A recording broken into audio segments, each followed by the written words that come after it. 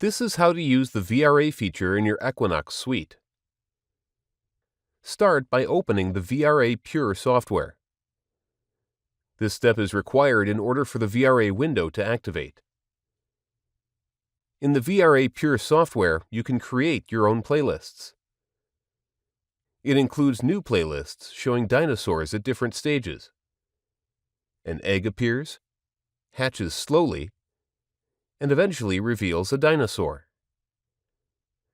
This game-like approach aims to engage the older pediatric patients during VRA.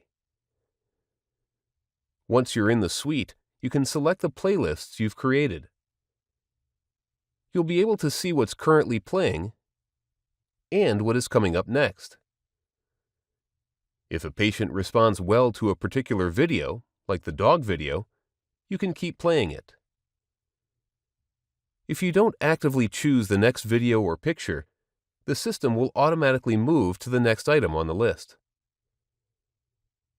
These settings are also available on your touch keyboard. In the midsection, you can change playlists and see the rewards on the left and right sides of the screen.